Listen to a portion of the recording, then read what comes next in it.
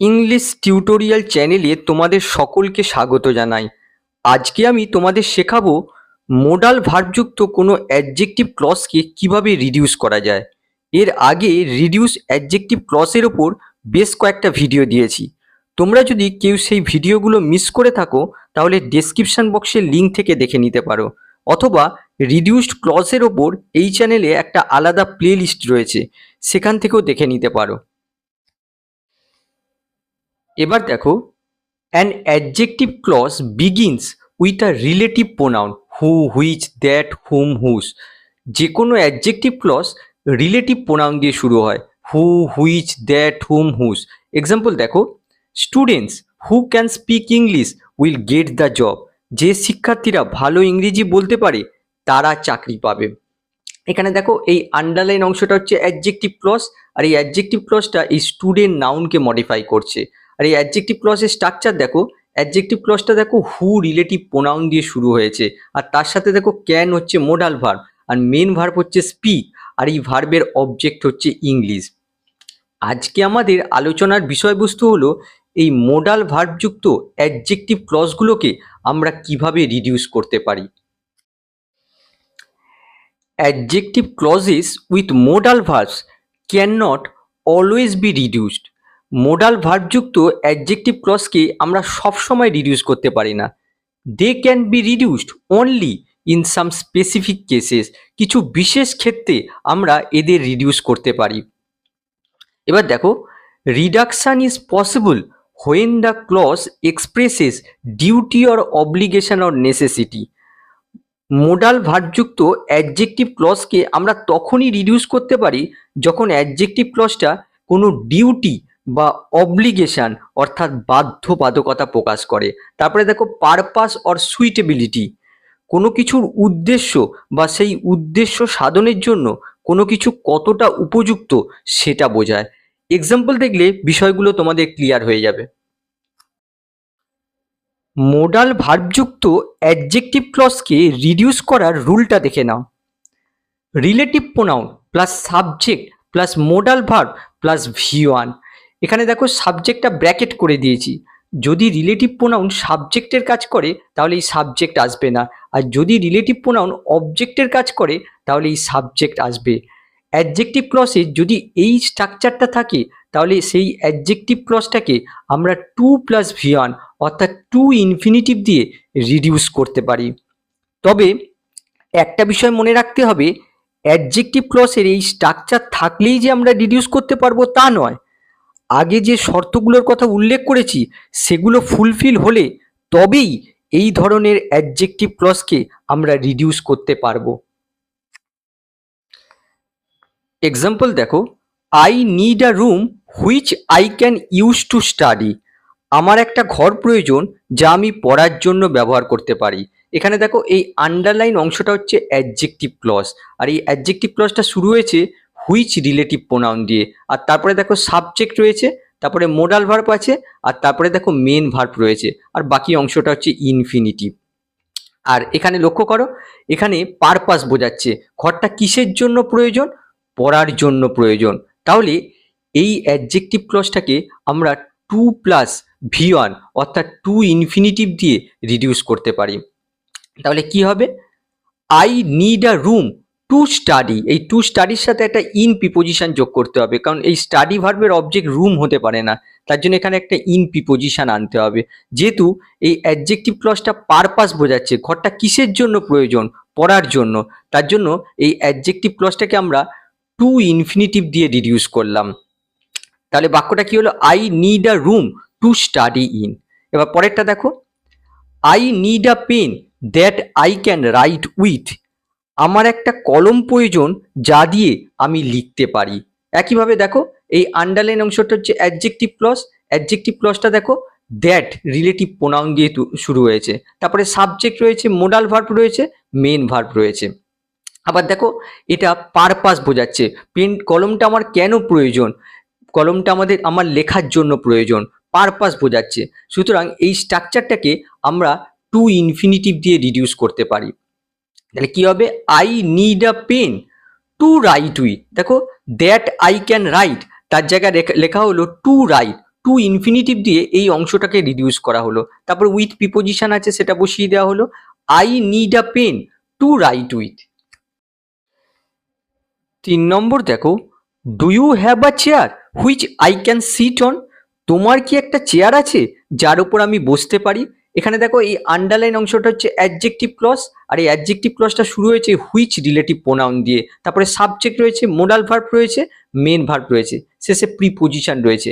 আবার যদি আমরা প্রশ্ন করি যে কিসের জন্য চেয়ার, তাহলে দেখো তার উত্তর আসবে বসার জন্য।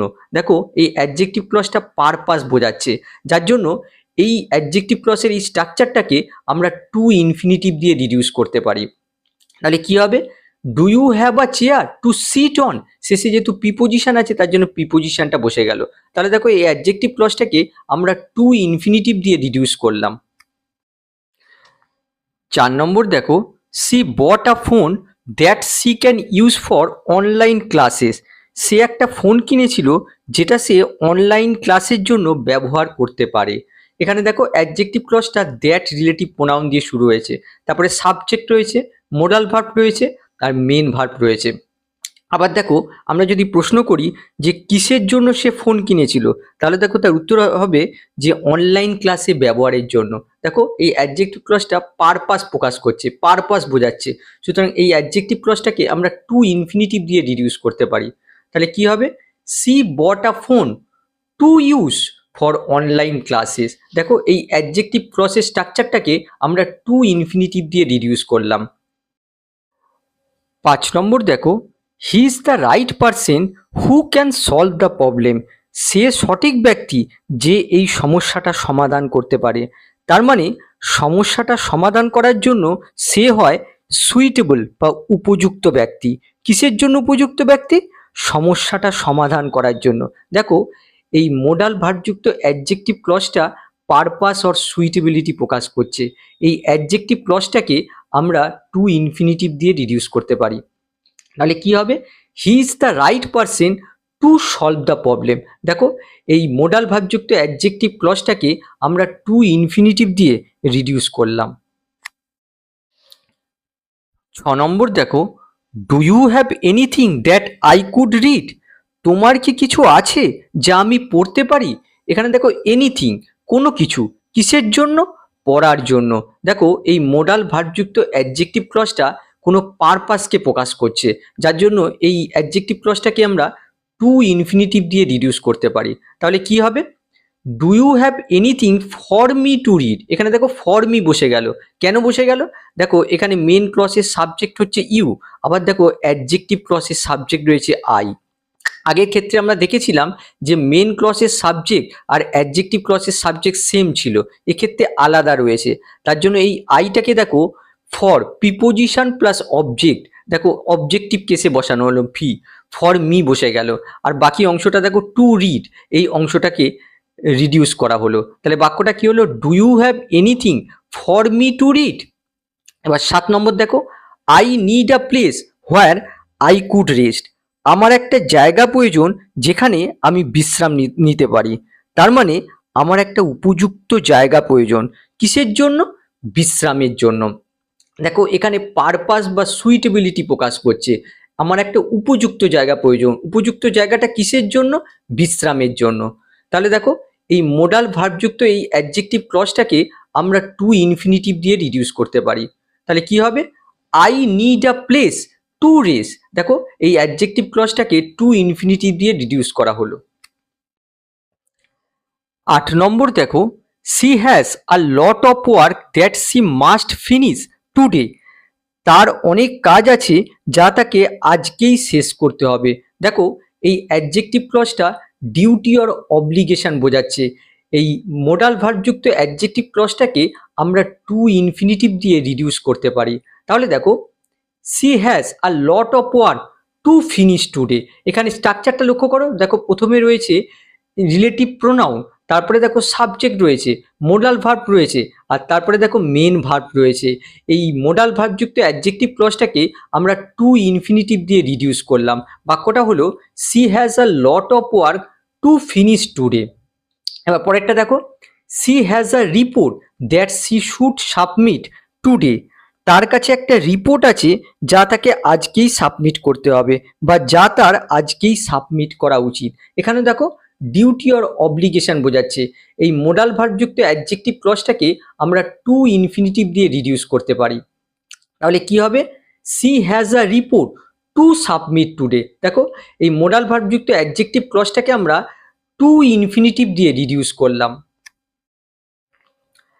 10 নম্বর দেখো, I don't have anything that I should give. আমার কাছে কিছুই নেই যা আমার দেয়া উচিত। তার মানে আমার এমন কিছুই নেই যা আমার দেয়া কর্তব্য বা যা আমাকে দিতে হবে।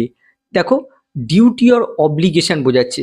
এই মোডাল ভার্বযুক্ত অ্যাডজেক্টিভ ক্লজটা ডিউটি বা অব্লিগেশন প্রকাশ করছে, যার জন্য এই মোডাল ভার্বযুক্ত অ্যাডজেক্টিভ ক্লজটাকে আমরা টু ইনফিনিটিভ দিয়ে রিডিউস করতে পারি। তাহলে কি হবে? I don't have anything to give. দেখো এই অ্যাডজেক্টিভ ক্লজটাকে আমরা টু ইনফিনিটিভ দিয়ে রিডিউস করলাম। এবার পরেরটা দেখো, she has some responsibilities that she has to perform. তার কিছু দায়িত্ব আছে যা তাকে সম্পাদন করতে হবে। দেখো এখানেও ডিউটি অর অব্লিগেশন বোঝাচ্ছে। এই অ্যাডজেক্টিভ ক্লজের স্ট্রাকচারটা লক্ষ্য করো। দেখো প্রথমে রয়েছে রিলেটিভ প্রোনাউন, তারপরে দেখো সাবজেক্ট রয়েছে, তারপরে দেখো হ্যাজ টু, এটা অ্যাকচুয়ালি সেমি মোডাল ভার্ব, আর পারফর্ম হচ্ছে মেন ভার্ব। এই অ্যাডজেক্টিভ ক্লজটা যেহেতু ডিউটি অর অব্লিগেশন প্রকাশ করছে, যার জন্য এই অ্যাডজেক্টিভ ক্লজটাকে আমরা টু ইনফিনিটিভ দিয়ে রিডিউস করতে পারি। তাহলে কি হবে? She has some responsibilities to perform. দেখো এখানে অলরেডি ইনফিনিটিভটা রয়েছে, সেই ইনফিনিটিভটাই বসিয়ে দেওয়া হলো। She has some responsibilities to perform. তাহলে দেখো এই অ্যাডজেক্টিভ ক্লজটাকে আমরা টু ইনফিনিটিভ দিয়ে রিডিউস করলাম। 12 নম্বর দেখো, he is the best person who can help you. তিনি সবচেয়ে ভালো ব্যক্তি যে তোমাকে সাহায্য করতে পারে। তার মানে তিনি সবথেকে সুইটেবল বা উপযুক্ত ব্যক্তি তোমাকে সাহায্য করার জন্য। কিসের জন্য উপযুক্ত ব্যক্তি? তোমাকে সাহায্য করার জন্য। দেখো এই অ্যাডজেক্টিভ ক্লজটা পারপাস অর সুইটেবিলিটি প্রকাশ করছে, যার জন্য এই অ্যাডজেক্টিভ ক্লজটাকে আমরা টু ইনফিনিটিভ দিয়ে রিডিউস করতে পারি। তাহলে কি হবে? He is the best person to help you. দেখো এই মোডাল ভার্বযুক্ত অ্যাডজেক্টিভ ক্লজটাকে আমরা টু ইনফিনিটিভ দিয়ে রিডিউস করলাম। এখানে একটা বিষয় বলে রাখি, এই মোডাল ভার্বযুক্ত অ্যাডজেক্টিভ ক্লজটা যদি কোনো নাউনকে ডেসক্রাইব করে আর সেই নাউনের আগে যদি সুপারলেটিভ ডিগ্রি থাকে, যেমন এখানে রয়েছে দেখো দ্য বেস্ট, সুপারলেটিভ ডিগ্রি রয়েছে যদি থাকে, তাহলে সেই মোডাল ভার্বযুক্ত অ্যাডজেক্টিভ ক্লজটাকে আমরা টু ইনফিনিটিভ দিয়ে রিডিউস করতে পারি। দেখো নিচে স্ট্রাকচারটা লিখে দিয়েছি। দেখো প্রথমে রয়েছে superlative, superlative degree plus noun plus adjective clause with a modal. এরকম যদি স্ট্রাকচার হয় তাহলে এই মোডাল ভার্বযুক্ত অ্যাডজেক্টিভ ক্লজটাকে আমরা টু প্লাস ভিওয়ান অর্থাৎ টু ইনফিনিটিভ দিয়ে রিডিউস করতে পারি। 13 নম্বর দেখো, it was the first train that we could catch. এটাই ছিল প্রথম ট্রেন যা আমরা ধরতে পেরেছিলাম। তার মানে কি বোঝাচ্ছে? ধরার জন্য এটাই ছিল সব থেকে সুইটেবল ট্রেন বা উপযুক্ত ট্রেন। এখানেও দেখো পারপাস বা সুইটেবিলিটি বোঝাচ্ছে। এই মোডাল ভার্বযুক্ত অ্যাডজেক্টিভ ক্লজটাকে আমরা টু ইনফিনিটিভ দিয়ে রিডিউস করতে পারি। তাহলে কি হবে? It was the first train for us to catch. এখানে লক্ষ্য করো মেন ক্লজের সাবজেক্ট হচ্ছে ইট আর অ্যাডজেক্টিভ ক্লজের সাবজেক্ট হচ্ছে উই, যার জন্য আমরা কি করলাম, এখানে দেখো একটা ফর প্রিপোজিশন যোগ করে আর এই উই সাবজেক্টটাকে অবজেক্টিভ কেসে পরিণত করলাম, উইটা আস হয়ে গেল, ফর আস। বাক্যটা কি হলো? It was the first train for us to catch. এই বাক্যটা তোমরা সিম্পলি এভাবেও রিডিউস করতে পারো, it was the first train to catch, এভাবেও করতে পারো। আচ্ছা এখানেও একটা বিষয় তোমাদের বলে রাখি, কোনো মোডাল ভার্বযুক্ত অ্যাডজেক্টিভ ক্লজ যে নাউনকে ডেসক্রাইব করে সেই নাউনের আগে যদি অর্ডিনার নাম্বার থাকে, এখানে দেখো ফার্স্ট হচ্ছে অর্ডিনার নাম্বার, তাহলে সেই মোডাল ভার্বযুক্ত অ্যাডজেক্টিভ ক্লজটাকে আমরা টু ইনফিনিটিভ দিয়ে রিডিউস করতে পারি। দেখো এই স্ট্রাকচারটা লক্ষ্য করো, অর্ডিনার নাম্বার ফার্স্ট লাস্ট নেক্সট এগুলো হচ্ছে অর্ডিনার নাম্বার, আর যদি অনলি থাকে আর তারপরে যদি নাউন থাকে আর তারপরে relative clause with modal verb থাকে, তাহলে সেই মোডাল ভার্বযুক্ত ওই রিলেটিভ ক্লজ বা অ্যাডজেক্টিভ ক্লজটাকে আমরা টু প্লাস ভি ওয়ান অর্থাৎ টু ইনফিনিটিভ দিয়ে রিডিউস করতে পারি। এই বিষয়টা মনে রাখবে। 14 নম্বর দেখো, he is the next player who should be selected. তিনি পরবর্তী খেলোয়াড় যাকে নির্বাচন করা উচিত। এখানে দেখো এই মোডাল ভার্বযুক্ত অ্যাডজেক্টিভ ক্লজটা এই প্লেয়ার নাউনটাকে ডেসক্রাইব করছে, আর এই নাউনের আগে দেখো নেক্সট অর্ডিনার নাম্বার আছে, যার জন্য এই মোডাল ভার্বযুক্ত অ্যাডজেক্টিভ ক্লজটাকে আমরা টু ইনফিনিটিভ দিয়ে রিডিউস করতে পারি। তাহলে কি হবে? He is the next player to be selected. এখানে লক্ষ্য করো, এখানে দেখো টু বি সিলেক্টেড, দেখো টু ইনফিনিটিভের প্যাসিভ স্ট্রাকচার ইউজ হয়েছে। কেন ইউজ হয়েছে? যেহেতু এই অ্যাডজেক্টিভ ক্লজটা দেখো এখানে প্যাসিভে রয়েছে, শুড বি সিলেক্টেড দেখো প্যাসিভে রয়েছে, যার জন্য এখানে টু ইনফিনিটিভের প্যাসিভ স্ট্রাকচার ইউজ হয়েছে। তাহলে বাক্যটা কি হলো? He is the next player to be selected. এবার 15 নম্বর দেখো, this is the only topic that must be discussed today.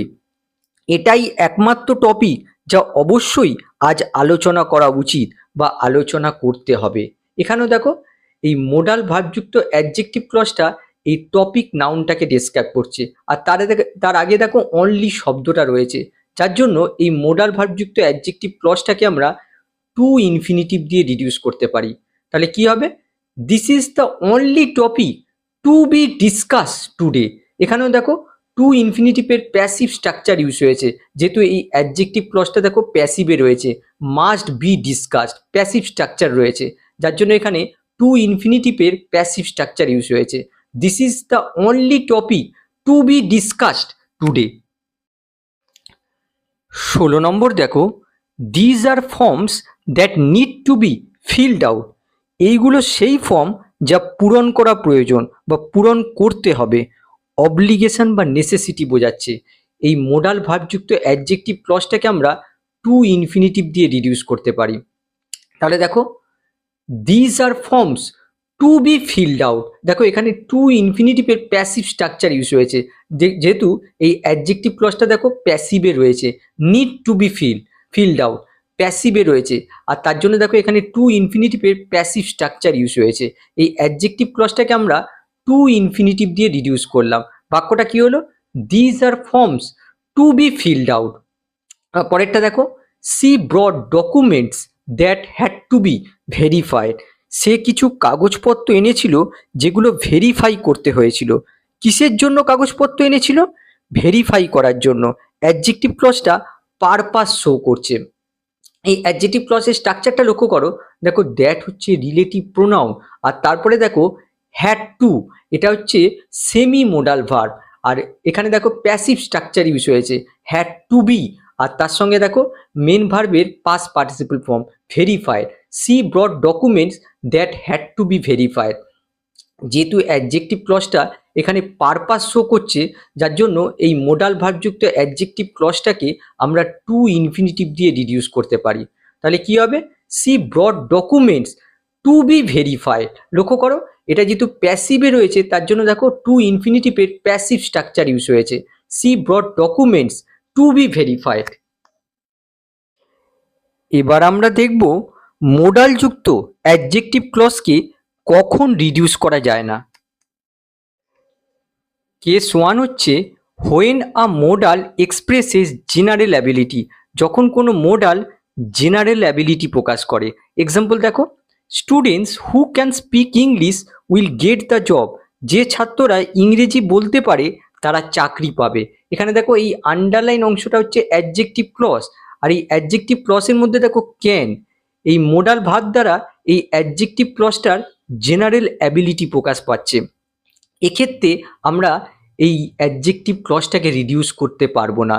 তাহলে এটাকে আমরা কিভাবে করতে পারি? আমরা এভাবে বলতে পারি, students able to speak English will get the job. এক্ষেত্রে কিন্তু অর্থটা ঠিকই থাকলো, একই অর্থ প্রকাশ পাচ্ছে। নেক্সট এক্সাম্পল দেখো, he met a man who could speak 5 languages. সে এমন এক মানুষের সাথে দেখা করেছিল যে 5টা ভাষা বলতে পারতো। দেখো পাস্ট অ্যাবিলিটি বোঝাচ্ছে। এক্ষেত্রে আমরা এই মোডাল ভার্বযুক্ত অ্যাডজেক্টিভ ক্লজটাকে টু ইনফিনিটিভ দিয়ে রিডিউস করতে পারবো না। তাহলে এটাকে কিভাবে করব? এভাবে আমরা বলতে পারি he made a man able to speak 5 languages. এক্ষেত্রে কিন্তু অর্থটা কিন্তু একই থাকলো। কেস 2 হচ্ছে continuous or perfect modal forms. Continuous বা অনগোয়িং অ্যাকশন বা পারফেক্ট মোডাল যা কমপ্লিটেড অ্যাকশনকে প্রকাশ করে, এগুলোর ক্ষেত্রে আমরা টু ইনফিনিটিভ দিয়ে রিডিউস করতে পারি না। এক্সাম্পল দেখো, students who may be cheating will be punished. এখানে দেখো এই আন্ডারলাইন অংশটা হচ্ছে অ্যাডজেক্টিভ ক্লজ, আর এই অ্যাডজেক্টিভ ক্লজে ভার্বটা লক্ষ্য করো, মে বি চিটিং। দেখো এটা হচ্ছে কন্টিনিউয়াস মডেল, কন্টিনিউয়াস অথবা অনগোয়িং অ্যাকশনকে প্রকাশ করছে। এগুলোর ক্ষেত্রে এই অ্যাডজেক্টিভ ক্লজকে আমরা টু ইনফিনিটিভ দিয়ে রিডিউস করতে পারি না, তাহলে দেখো এটা রিডিউস হবে না। আবার দেখো, a player who might have been injured was replace. এখানে ভার্বটা লক্ষ্য করো, মাইট হ্যাভ বিন ইনজিওর্ড, এটা হচ্ছে পারফেক্ট মোডাল ফর্ম, কমপ্লিটেড অ্যাকশনকে প্রকাশ করছে। এক্ষেত্রেও আমরা এই অ্যাডজেক্টিভ ক্লজটাকে টু ইনফিনিটিভ দিয়ে রিডিউস করতে পারবো না। কেস 3 হচ্ছে if an adjective clause with a modal verb expresses possibility it can not be reduce. যদি কোনো মোডাল ভার্বযুক্ত অ্যাডজেক্টিভ ক্লজ কোনো পসিবিলিটি অর্থাৎ সম্ভাবনা প্রকাশ করে, তাহলে সেই অ্যাডজেক্টিভ ক্লজটাকে রিডিউস করা যায় না।